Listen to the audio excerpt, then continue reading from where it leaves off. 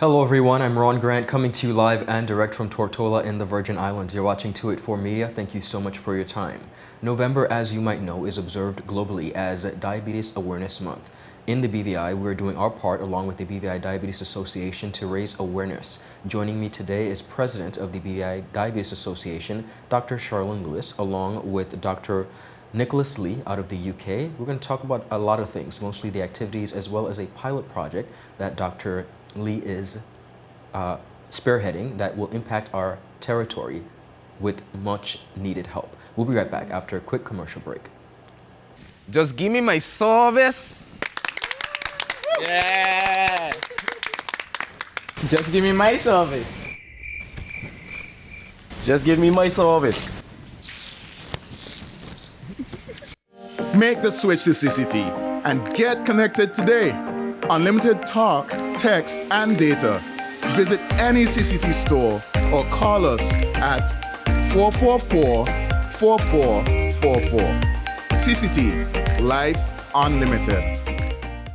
Attention Anegada residents! Attention Anegada residents! CCT is coming to you! That's right! CCT will be visiting Anegada every third Wednesday of the month. Need to pay your bill? Sign up for a new service? Or have a customer service concern? CCT has got you covered.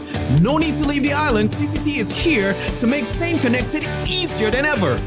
Mark your calendars for every third Wednesday starting October 16th and visit us for all your CCT service needs.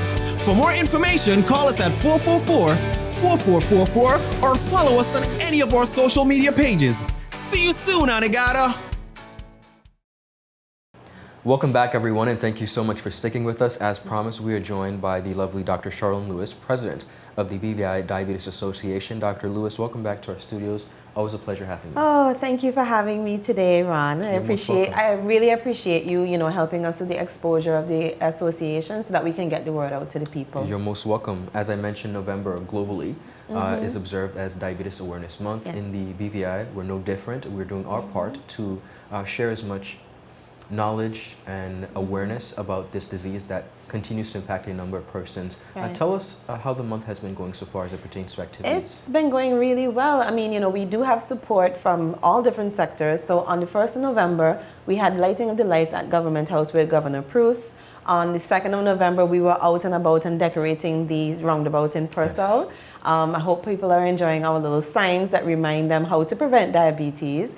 And on the 3rd of November, we had church service at the Shekinah House of Prayer, Church of God of Prophecy in Huntumscott. I had to say it properly. Got you. And we were very welcomed. We had a great turnout that day. And then we had a nice little luncheon for our association members. We've been having screening events already, and we have had our annual Elton George's Run Walk that was held on Saturday the 9th of November. And we had a pretty good turnout. We had a good bit of support so far, and we have a few more things coming up. So amazing. Now, the BVI Diabetes Association has three particular branches, one in Road Town, the Central, and you also have one in West End and East End. Yeah. Tell us about the importance, in your opinion, of making sure that representation across the territory is present as it pertains to accessing diabetic care. Right. So and we're so happy that the East End branch has just recently been revamped, and we're very grateful that Nurse Magdalena Jean-Louis has taken up the role of being chairperson of that branch. But it's very important that we have representation in different parts of the territory. I don't want to just say Tortola, because right now all the branches are on Tortola. But it's very important to have people from your community be part of our association, because then they know who to go to. They know the diabetics, and especially shut-ins and people who may really need that extra bit of care. And they will kind of know their community to know what would work best in their sector. So I don't live in West End. I don't know the particularities about living in West End or East End for that matter. So I feel like, having this representation really helps, so that we will know if we want to do a screening event, we know what location is going to be best. We know who to call, and that's going to help us out. And again, like I said, persons who may need assistance, that they have a contact person within their community that they can access, and we can be able to get things out to them. Well said. Now, one of the things that I want to touch on, and I know it's a bit tricky for us, are statistics. Where are we? Okay, so as it stands, we don't have a diabetes registry. What we do is when we go out and we do screening events, we do collect information like persons' names and their phone numbers, and we have our own database. We have a database of persons that we've screened. We also have a database of persons who are part of the association, so we're always encouraging people, especially diabetics, to become a part of the association. It's an annual fee of $25 a year, and that really goes a long way in helping us to develop some of the programs that we want to do. I know you're going to speak with Dr. Lee about the retinal screening, program that we have going on.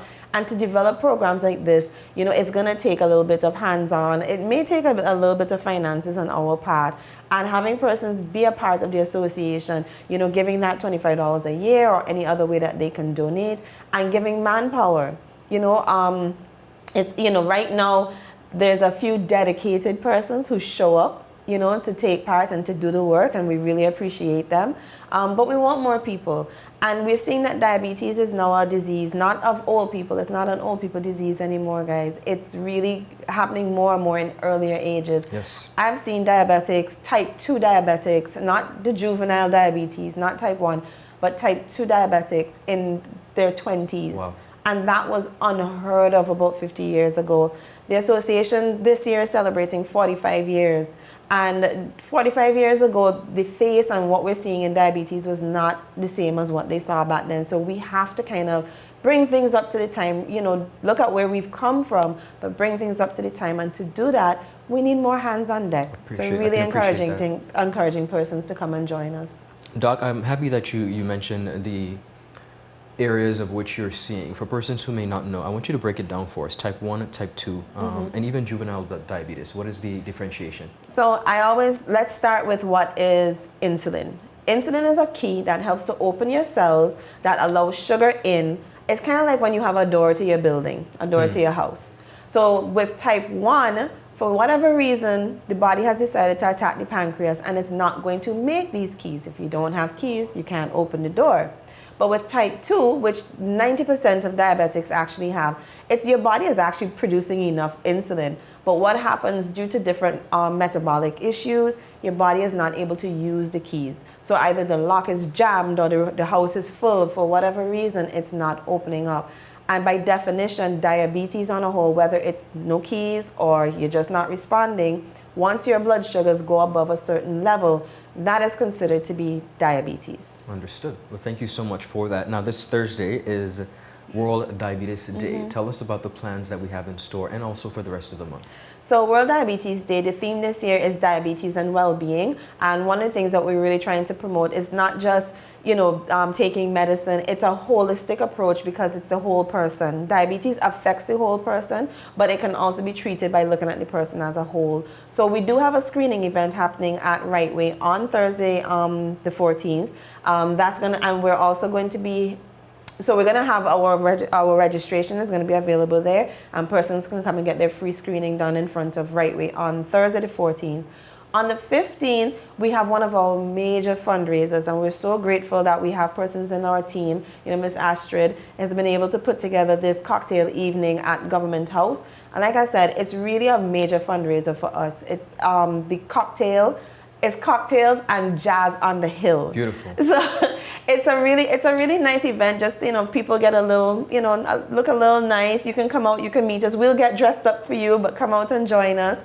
There's going to be a little bit of cocktails. There's going to be some entertainment, and it's an opportunity for people to come out and meet us and to get to know what we do, get to know us. Come and decide to become a part of the association. But more so, it's like I said, being a fundraiser is one of the ways that we raise money to be able to continue the work that we're doing.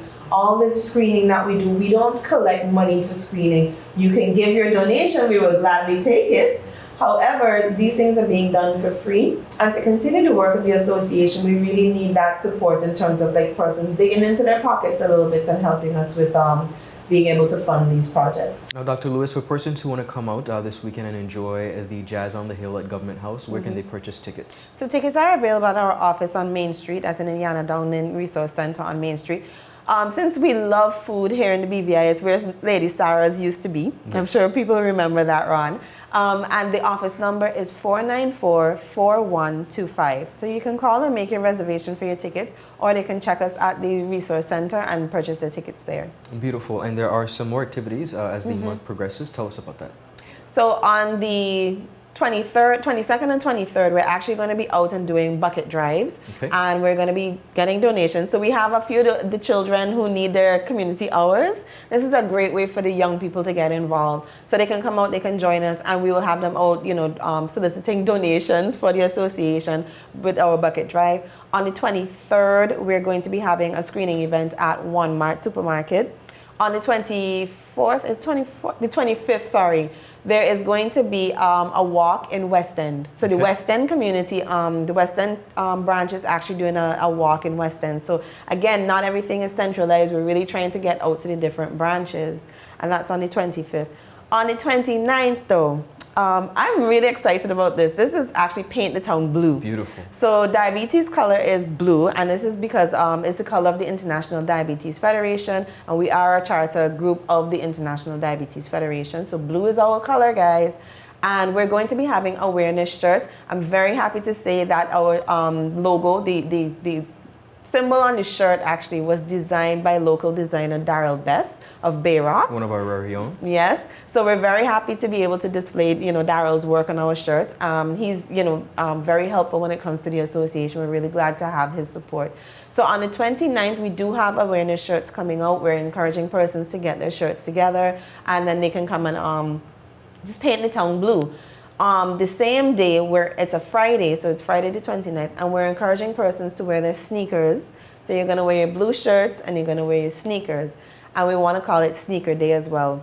We have a tendency, Ron, to drive to the steps of the building if we need to go inside. That is one of the things that you notice here, that we really don't like to walk. I actually don't, but I know what you mean. I prefer to walk. The few outliers. Yeah. We want more of them.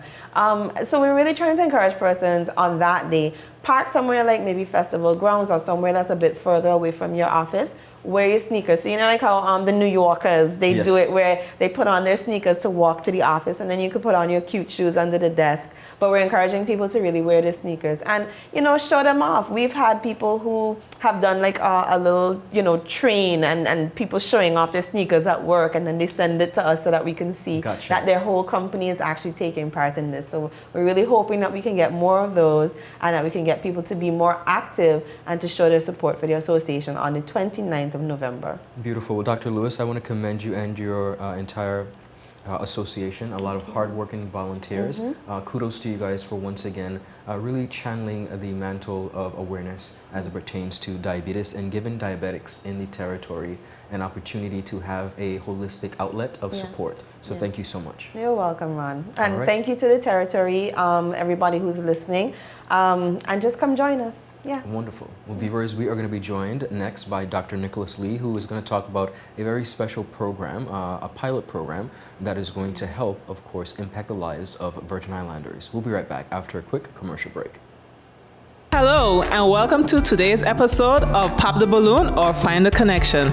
Let's meet our first contender, ladies.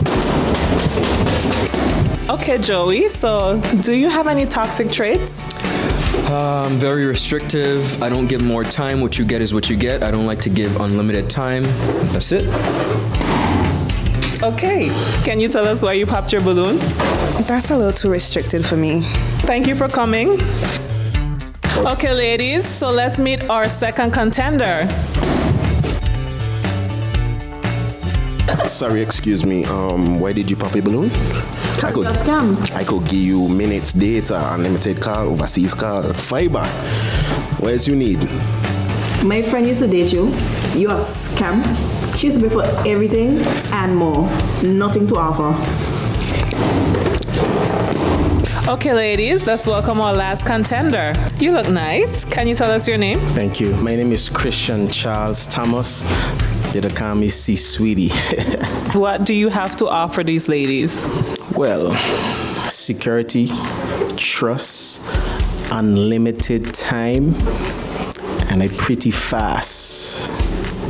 Okay, so do you have any deal breakers? Nah. But here's my number. 444-4444. Y tú, vida ilimitada. Okay, guys, so no pop balloons. For a fast, reliable, and secure connection for your personal or business life, call us at 444-4444 or visit any of our CCT stores and we'll get you connected with the perfect match for you. Welcome back, everyone, and thank you so much for sticking with us. Joining me on set and in the beautiful British Virgin Islands is Dr. Nicholas Lee. Dr. Lee, welcome home. Lovely, thank you so much. I call this and my wife Michelle home. London, UK is work. Wonderful. Well, you're doing some amazing things. I want to start out with telling us about the pilot project that is presently underway. Well, I've been involved in diabetic eye screening and diabetes back in the UK for some 30 years. When we first started it, the screening was just opportunistic. You went to your optician or your eye doctor and it was very sporadic. The UK felt that diabetic eye disease, its effects on the eyes is so important that a national program will be set up. So along with breast screening, cervical screening in the UK, we have a national screening program which every diabetic is photographed once a year to check whether or not they have any diabetes in the back of the eye or not. And that's been hugely successful. It's been running now for 20 years. It screens something like 83% of the population of the UK. And I got invited here to help out with diabetes with Dr. O'Neill at Totola Vision. He heard that I was here on the islands, keeping a low profile, and he said, look, Nick, would you mind helping out with the diabetics? Well, I love diabetes, I love working with the patients, and I said, sure, we'll help out. And it's quite evident that there isn't a coordinated program. If you don't have a coordinated program that photographs every person with diabetes once a year to check if their eyes are functioning properly, then you're going to miss things because you can't look at your own eye. You can't look inside your own eye. You can look the rest of a lot of your body, but the eyes you can't. And the only way you can do that is by having a photograph at the back of the eye, and that's the sort of gold standard of looking at is the sugar in the bloodstream, as Dr. Lewis was saying, attacking the little blood vessels in the back of the eye, making them bleed, and you won't notice that there's a problem until it's a little bit too late. So Understood. My passion is to try and prevent people from going blind, and by having your eyes checked once a year, that reduces your likelihood of that happening. Understood. And it's now no longer it's no longer the largest proportion of blind registrations in the UK. The screening program has moved that down and away now. So I hope we can do the same here in the island. Wonderful. Tell us about what you wish the general public would understand about the severity of this particular issue. One has to remember 40% of type 1s and 30% of type 2s will at some point in their life with diabetes have some diabetic retinopathy. The longer you have the diabetes, the more damage is done to the eyes. So for the first 5 years, very little happens, you'll notice nothing. After 5 years, more and more likely that there'll be some effects at the back of the eye. And you want to pick those up early before they take the sight away, before your vision gets blurred, before it gets misty. And I always say to my patients that if you're not seeing perfectly, there must be a reason. And you need to find out why that reason is, because there's lots of things these days we can actually do as far as treatment is concerned. And treatment for diabetic retinopathy, as Dr. Lewis has been saying about well-being, about managing your diabetes, is vitally important. But beyond that, eye doctors have got treatments. There's the standard laser treatment since the 1960s, which before then many people lost their sight. Now laser treatment, which helps the eyes from becoming affected, is a mainstay of treatment, but we now have the much newer drugs, the biologic drugs. So we have other drugs that are far more sophisticated that act on the back of the eyes and treat the diabetic retinopathy. But you've got to be checked first. You've got to have your eyes checked before you can have any of the treatment. And that's where screening is so important. And most importantly, I want to talk about the success, though, of the national project. Let's discuss that for a second. In the UK or here? In the UK. The success there has been... because the project here is a pilot project. Yeah. It's been going for 20 years, covering 80% of the diabetics. It's very difficult to get to that last 20%. Okay. But in the UK, we're very lucky. We have GP practices. Everybody in the UK is registered with a GP, so there's a national, you have an NHS number. Everybody has one, and you can simply extract that data and call everybody who's diabetic for screening. So that's very easy. Here in the territory, we don't have a database. So the problem is, how do we invite people to screening? How do we let people know that we're embarking on this? And I think that's the challenge. As time goes on, I think we will begin to get a list of patients that need to have their eyes checked once a year. But it is about building up a registry so that we can remind people every year, just have your eye photographed on. It's very simple. It's not rocket science. And I have to say, our pilot study, which we did last Wednesday, was incredibly, I was really proud of the Diabetes Association, the diabetic team. My wife is an ophthalmic technician. She works with me. She does the prelims, checks the vision, checks the pressure. We had the blood sugars checked, the blood pressures checked. And we had a camera which I brought over from the UK, which is new technology from Topcon in Japan, which has only been out less than a year, but it's a robotic camera. So you just push the button and it takes a beautiful picture of the back of your eye. And anybody can see if it's normal or abnormal. Understood. And that's all you're asking. And it takes literally a few seconds to take the picture, maybe a minute to do both eyes, and you've got a beautiful picture of your eyes at the back of the eye. Is it normal? Isn't it normal? If it's not normal, then you need to see an eye doctor like myself, Dr. Neil, Dr. Biscoe, one of the people on the island, to then take it further forward. But it is a simple task, but it needs a coordination. And I was so proud of the Diabetic Association because it ran like clockwork. We saw 30 patients in 5 hours, which are 6 patients an hour, which is 10 minutes for each patient with me, taking a photograph, grading it, and then advising them what they need to do. Understood. Well, I want to commend you so much, and of course, thank you and your lovely wife for taking the time out to come. Of course. If I may say one thing, if I may just add one thing, of the people that we screen, 30% of them had some form of diabetic retinopathy. Every patient, bar 3, had some eye problems. One patient had been beautifully treated off eyelid, and I was really impressed with their care. And others had glaucoma who had run out of their medicines. They hadn't got a prescription, so their eye pressure was high, so we could write a prescription. But there were only 3 people out of that 30 that were essentially normal. So we're following up the patients that we've detected and need further treatment.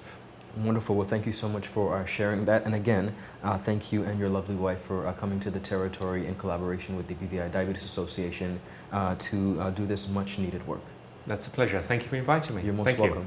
Viewers, that is all the time we have. I want to thank you so much for joining us. Have a beautiful rest of the day and happy Diabetes Awareness Month. Goodbye.